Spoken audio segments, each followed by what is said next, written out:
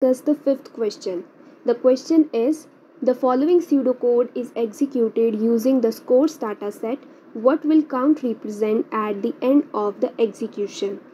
In the code, first they have initialized count to 0. Then they have started a while loop in which they are reading the top card from the pile and updating the count variable and moving that card to another pile. In updation of the count variable, they have made a call to a procedure, do something. Now let us understand this procedure.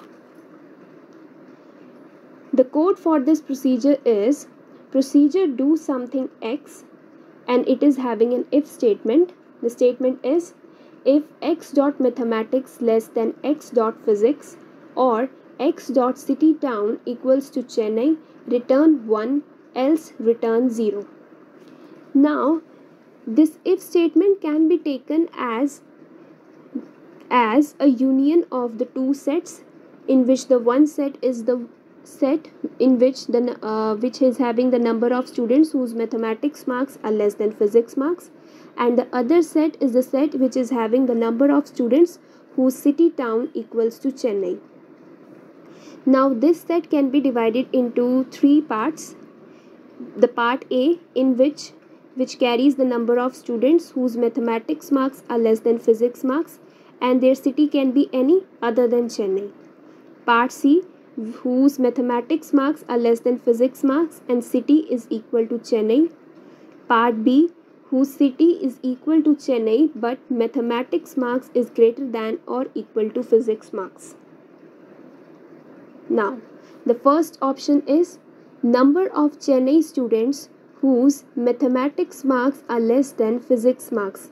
It can be clearly seen that this region is represented by the part C, which is the intersection of both the sets, and this is not representing their union, so this option is false.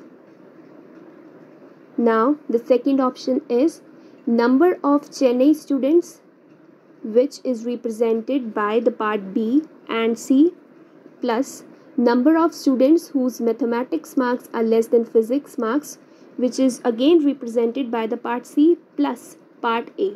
So as a whole, we are getting the answer B plus 2C plus A, which is not equal to their union. So the second option is also incorrect. Now, the third option is number of Chennai students whose mathematics marks are greater than or equal to physics marks, which is represented by the part B, plus number of students whose mathematics marks are less than physics marks, which is represented by the part A and the part C. So we are getting its answer as A plus B plus C, which represents the union of the two sets. So the third option is correct. Now, the fourth option is number of Chennai students plus number of students not from Chennai whose mathematics marks are less than physics marks.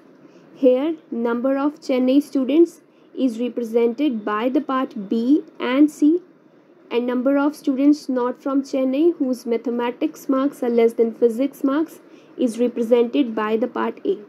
So as a whole, we are getting the answer as A plus B plus C, which represents the union of the two sets. So option 4 is also correct.